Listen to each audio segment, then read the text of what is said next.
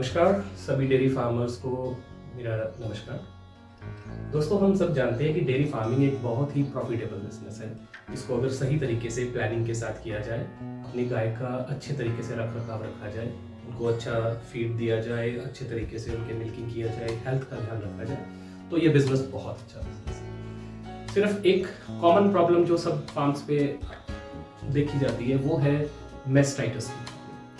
Mastitis के कारण कई बार फार्म का जो प्रॉफिट है वो लॉस में बदल जाता है, क्योंकि एक तो उसका ट्रीटमेंट का खर्चा आता है, गाय का दूध भी कम हो जाता है, प्लस कई बार मेस्टाइटिस इतना एक्यूट हो जाता है कि उनके कई बार एक या दो थन भी खराब हो जाते हैं। तो कहने का मतलब ये है कि मेस्टाइटिस को अगर सही टाइम पे आपने क्योर नहीं किया तो वो हमारी गाय जो है वो बेकार हो जाती है, वो प्रॉफिटेबल नहीं रहती है।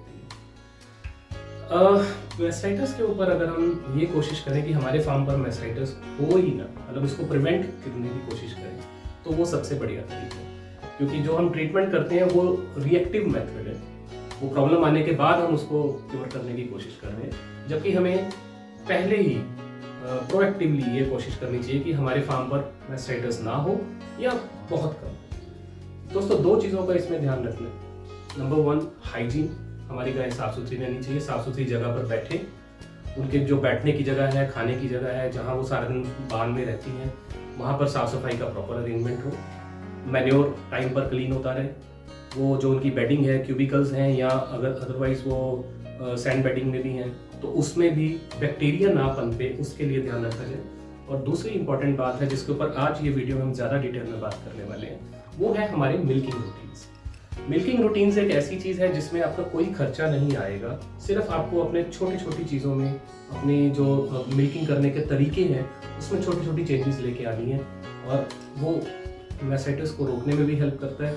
जो गाय के टीट्स होते हैं उनकी कह सकते हैं कि टीट हेल्थ को इम्प्रूव करने में मददगार होती है। तो ज़्यादातर फार्म पे ये देखा जाता है कि गाय को वो पार्लर में लेके आए, पानी से उसके थनों को, अडर को वो धो के साफ करते हैं, उसके बाद वो मशीन लगा देते हैं, मिल्किंग मशीन। वो पार्लर है तो ऑटोमेशन वाला पार्लर है तो ऑटोमेटिक क्लस्टर हो सकता है, नहीं तो बकेट मशीन हो सकती है, जैसा भी किसी फार्म पर कोई अरेंजमेंट होता है मिल्किंग मैकेनाइजेशन को लेकर। तो यहाँ पर अभी आप मेरी बात को ध्यान से सुनिए कि कैसे हमें मिल्किंग स्टार्ट कैसे करनी है। आप जब गाय को पार्लर में लेके आते हैं, कोशिश करिए कि पानी से उसके थनों को साफ ना करें, क्योंकि पानी बैक्टीरिया को स्प्रेड करने में बहुत हेल्प करता है। तो अगर एक गाय में बैक्टीरिया का इशू है, वो पानी मारने की वजह से बहुत जल्दी दूसरी गाय में भी स्प्रेड हो जाएगा। उसकी बजाय, पानी की बजाय आप यूज करिए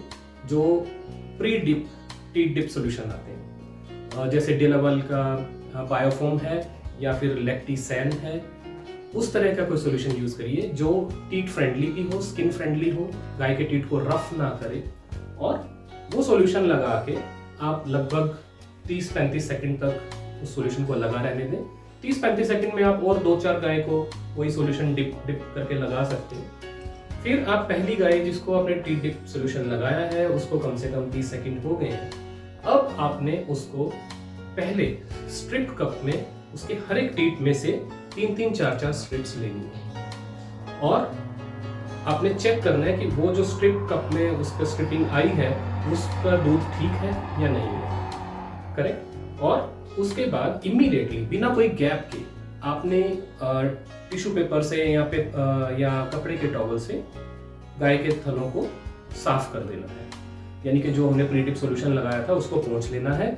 और ध्यान रहे जो टीट के नीचे टीट कैनाल एंट्री है उसको भी साफ करना बहुत जरूरी है, क्योंकि वही एक जगह है जहां से बैक्टीरिया टीट के अंदर घुसता है। तो ये टोटल जो टाइमिंग है जिसमें आपने स्ट्रिपिंग की प्लस साथ ही साथ आपने उसकी क्लीनिंग की, ये लगभग 15 से 20 सेकंड का होता है। तो ये 15 से 20 सेकंड में एक्चुअली आपने उसको स्टिमुलेट किया। कुछ लोग इसको मसाज करना बोलते हैं, कुछ इसको पसमाना बोलते हैं। तो बेसिकली कॉमन टर्मिनोलॉजी में हम इसको बोलते हैं कि हमने काऊ को स्टिमुलेट किया। 15 सेकंड का टच गाय को चाहिए। 15 सेकंड के टच के बाद आपने गाय को छोड़ देना है 1 मिनट के लिए, 60 to 70 सेकंड्स के लिए। वो 60 to 70 सेकंड्स में आप और 2-3 गाय इसी तरीके से आप स्ट्रिपिंग और वाइपिंग कर सकते हैं। तो हर गाय को 15 सेकंड आपने दिए स्ट्रिपिंग एंड वाइपिंग और उसके बाद 1 मिनट का गैप। आप पाएंगे कि लगभग 1 मिनट के बाद 60-70 सेकंड के बाद उसके जो टीथ हैं वो फूल गए हैं। वो इसलिए फूल गए हैं कि अब उसके थनों में दूध पूरे प्रेशर के साथ उतर चुका है। गाय के थनों में दूध हर वक्त अवेलेबल नहीं होता है, दूध उसके अडर में रहता है, लेकिन अडर से थनों में वो तब उतरता है जब हम गाय को थोड़ा सहलाते हैं, थोड़ा स्टिमुलेट करते हैं, फिर ऑक्सीटॉक्सिन की हेल्प से वो टीथ में उतरना शुरू होता है। तो अब आपने जब पाया कि उसके थन फूल गए हैं, this is the right time जब आपने उसको क्लस्टर अटैच करना है, मशीन लगा देनी है।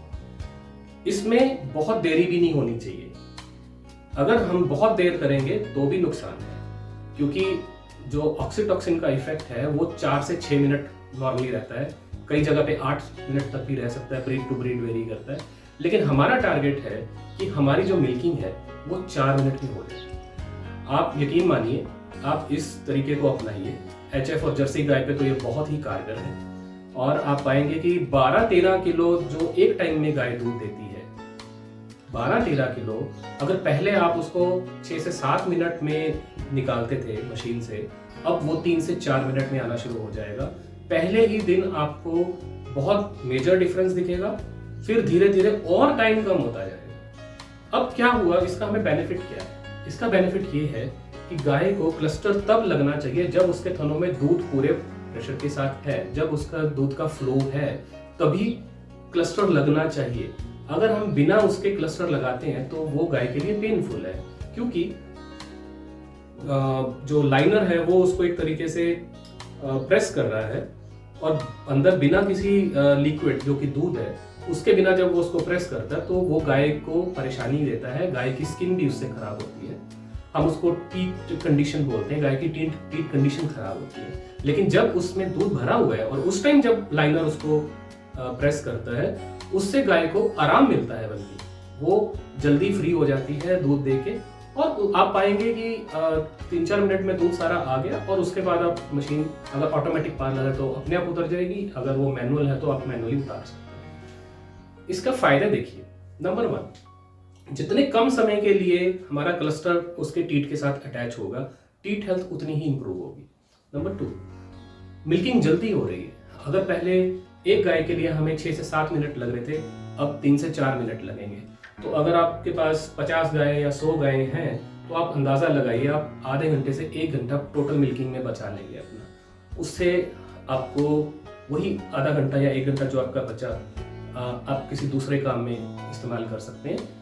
प्लस आपका जो मशीन्स का जो मेंटेनेंस है वो भी कम होगा, क्योंकि आपकी मशीन रोजाना 1 घंटा कम यूज हो रही है। सो इस तरीके से एक तो हमने गाय को भी कंफर्ट दिया, बिना तकलीफ के हमने उसकी मिल्किंग की, हमने कुछ पैसा भी बचाया, जो हमारा बिजली का खर्चा बचा, मेंटेनेंस का खर्चा बचा, हमारे पास टाइम भी थोड़ा बचा, अपने बाकी लाइफ में वो टाइम हम यूज कर सकते हैं। इसके आगे जो दूसरी चीज आती है वो एक आती है, जैसे मैंने अभी तो बताया कि क्लस्टर लगाने से पहले किस चीज का ध्यान रखें। दूसरा, इसके बाद जब पूरा दूध निकल गया, क्लस्टर उतार दिया गया, उसके इमीडिएट बाद पोस्ट ड्रिप सॉल्यूशन लगाना बहुत जरूरी है। पोस्ट ड्रिप सॉल्यूशन 2-3 तरह के आते हैं। एक आते हैं जो एक पूरा बैरियर फॉर्म कर देते हैं, जेल टाइप होते हैं, और वो 6 से 8 घंटे तक जो गाय का टीथ है उसके ऊपर एक लेयर बना के रखते हैं ताकि बैक्टीरिया एंटर ना हो पाए।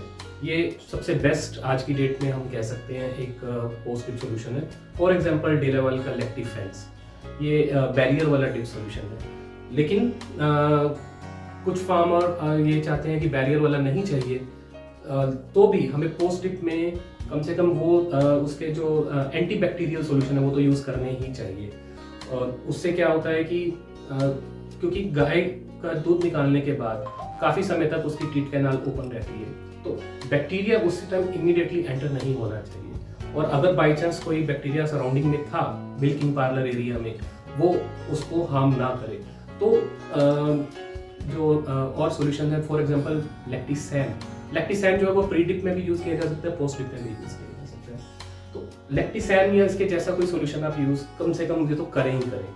सजेशन ये है कि आप बैरियर वाला electric fence type solution use करें। उसके बाद गाय जब अपने बान में वापस जा रही है, वहां जाते हुए उसके पहुंचने से पहले वहां पे उसकी फीड पड़ी होनी चाहिए, क्योंकि गाय को जब फीड सामने दिखेगी वो फीड खाएगी, वो 20-25 मिनट तक खड़ी रहेगी और इन द मीन टाइम उसकी जो टीट कैनाल की ओपनिंग थी वो धीरे धीरे बंद हो जाएगी और बैक्टीरिया अंदर जाने के चांसेस लगभग ना के बराबर हो जाएंगे। तो वो एक तरीका है जिससे हम गाय को नीचे नहीं बैठने देते, क्योंकि वो खड़ी होकर फीड खा रही है, उसको 20-25 मिनट फीड खाने में लगेंगे।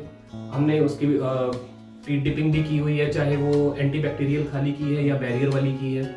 तो इन चीज़ों से हम अपने एनिमल्स को, अपनी गाय को मेस्टाइटिस से बहुत हद तक बचा सकते हैं। एक बार उसने फीड खा ली, उसकी मिल्किंग को लगभग 30-40 मिनट हो गए, अब वो आराम से अपने क्यूबिकल में जाके बैठ सकती है। और क्योंकि बैरियर है वहाँ पे हम बाकी हाइजीन का भी ध्यान रख रहे हैं। ये सारी छोटी छोटी बातें आपके फार्म पर मेस्टाइटिस को कंट्रोल करने में हेल्प करती है। तो वापस मैं समराइज करता हूँ, 2 ही चीज़ों का ध्यान रखना है। हाइजीन, जिसमें टीट डिपिंग आ गई, जहाँ गाय ने बैठना है, रख रखाव है वहाँ पर साफ सफाई होनी चाहिए। जहाँ गाय ने बैठना है वहाँ गोबर हर वक्त नहीं पड़ा होना चाहिए, टाइम पर गोबर की क्लीनिंग होती रहनी चाहिए, चाहे वो आपने ऑटोमेटिक स्क्रैपर लगाया हुआ है या आप मैनुअली कर रहे हैं, लेकिन that area has to be clean. उसके बाद जो मैंने ये बताया कि मिल्किंग का जो रूटीन है, जिसमें काऊ को प्रिपेयर करने का जो तरीका है वो बहुत इंपॉर्टेंट है। आप प्लीज़ ये 2 चीज़ों का ध्यान रखिए और आप पाएंगे बहुत जल्दी आपके फार्म पर मेस्टाइटिस कम हो रहा है और धीरे धीरे आपका फार्म और ज़्यादा प्रॉफिट में आ रहा है। Thank you so much for watching this video. Have a nice day.